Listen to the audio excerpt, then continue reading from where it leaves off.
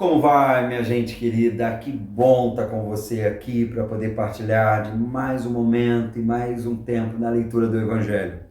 E eu quero convidar, se você quiser e puder, a abrir o Evangelho de Marcos, no capítulo 5, e a gente vai ler a partir do verso 1.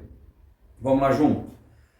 Diz assim o texto: E eles chegaram ao outro lado do mar, a terra dos Gadarenos, e saindo ele do barco, imediatamente veio ao encontro dos sepulcros um homem com espírito imundo, o qual tinha sua morada nos sepulcros e nenhum homem podia prendê-lo. Não com correntes, porque tendo sido muitas vezes preso com grilhões e correntes, e as correntes foram arrancadas em pedaços, e os grilhões quebrados em partes, e nenhum homem podia amansá-lo. E sempre de dia e de noite estava nos montes e nos sepulcros, gritando e cortando-se com pedras. Mas quando ele viu Jesus ao longe, correu e adorou, e clamando em grande voz, disse: Que tenho eu contigo, Jesus, Filho do Altíssimo? Conjuro-te por Deus que não me atormentes. Pois ele lhe dizia: Sai deste homem, espírito imundo. E ele perguntou-lhe: Qual é o teu nome?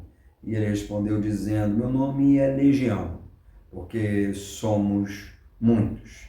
E pedi-lhe muito que não enviasse para fora daquela terra. Ora, estavam ali perto dos montes, uma grande manada de porcos se alimentando. E todos os demônios lhe pediram, dizendo: Manda-nos para aqueles porcos, para que possamos entrar nele. Imediatamente Jesus lhe deu permissão. E os espíritos imundos saíram e entraram nos porcos, e a manada desceu violentamente pelo declive para o mar. Eram cerca de 2.000, e eles se afogaram no mar. Bem, esse texto ele é extremamente emblemático nos evangelhos e, dentre tantas coisas, é a primeira vez que algum indivíduo, um sujeito, melhor dizendo, é possuído por uma entidade que Jesus pergunta o nome. E aí ela vai falar sobre legião. Transforma-se muito por aí uma exceção numa regra. E aí faz-se a entrevista com o diabo, com o vampiro, ou qualquer coisa parecida, porque no fundo, possessões são casos que não têm tanta recorrência quanto nas espectadoras ou nas expectações televisivas. É bem provável que a gente olhe para essa cena e, por conta do muito se vê, muitos olhem para isso com descrédito, esse relato com descrédito. Mas, na realidade, é um fato existente. Aconteceu. E pode acontecer, sim. Do jeito que aqui foi falado e de diversas outras formas. Mas tem um ponto aqui que eu queria trazer com grande relevância para a gente pensar junto.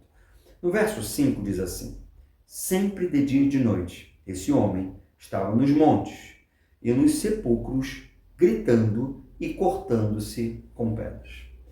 Você imagina que esse sujeito aqui, ele não tem um nome declarado. Para falar a verdade, esse homem é reconhecido pelo sintoma que ele carrega. Muitas vezes isso acontece dentro da existência, onde as pessoas elas são identificadas pela doença que tem.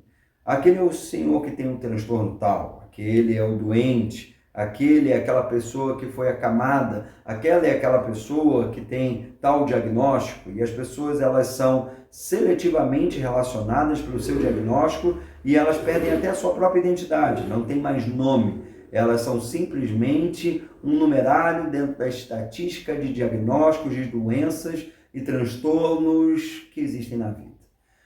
Diante disso, esse homem faz parte desse contingente, dentro de uma realidade de sintomas ou de seres sintomáticos.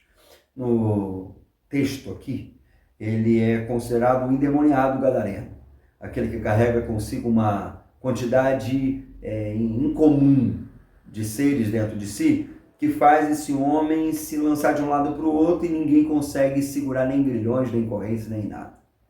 Mas aqui, esse verso 5 que eu te pedi para você dar uma conferida e saltar um pouco os olhos nele, diz uma coisa muito interessante. De dia e de noite estavam nos montes e nos sepulcros, gritando e cortando-se com pedras. Imagina que você tem uma dor, que essa dor seja uma dor não só diária, mas seja uma dor contínua, dia e noite. Uma dor de cabeça, uma dor que você tem no seu corpo, uma dor nos ossos, o que for.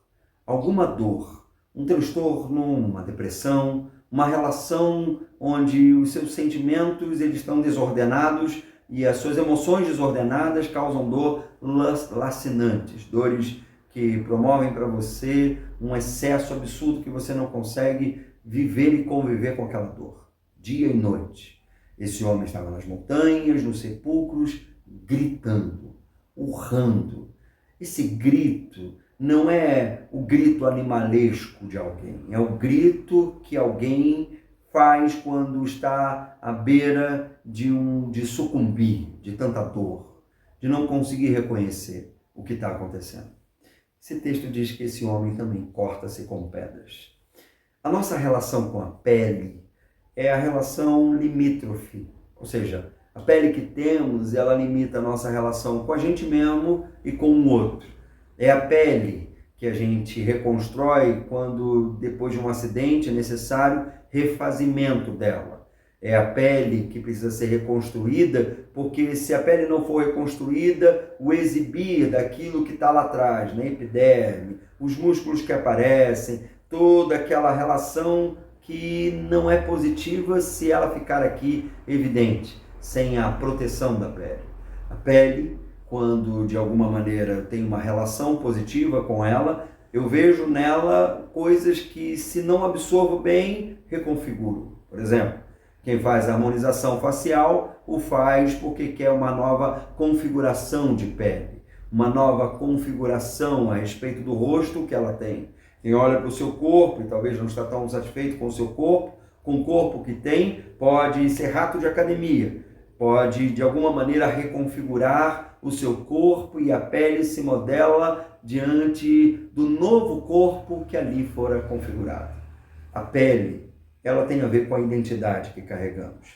É na pele, nessa linha limítrofe do eu comigo e do eu com o outro, porque na pele eu também assisto, a partir dela, tenho uma assistência para tocar alguém pela pele, que talvez, no fato de não estar satisfeito com a vida que tem, corto.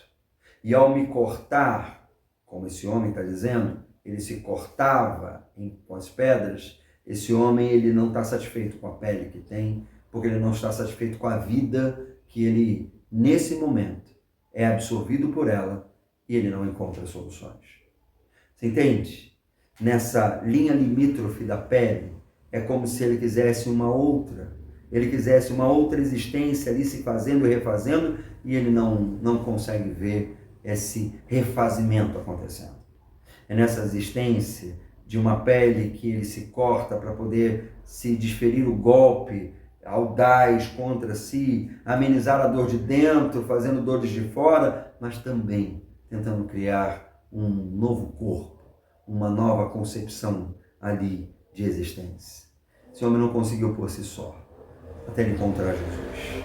E quando ele encontra Jesus, Jesus tira dele aquilo que desfigura a sua pele, aquilo que torna-o disforme, e dá-lhe uma forma a ponto de dizer: você pode ter vida, você pode alcançar a vida. E é isso que ele faz.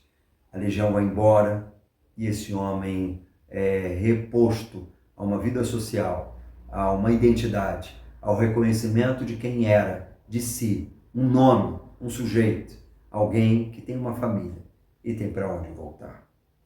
Se você não consegue se reconfigurar por si, eu quero te convidar a você abrir a possibilidade de ser visitado por Jesus, aquele que reconstrói peles, corpos, caminhos, existências e dá novos rumos para a vida de quem não consegue mais se refazer. Pensa nisso e até o nosso próximo programa.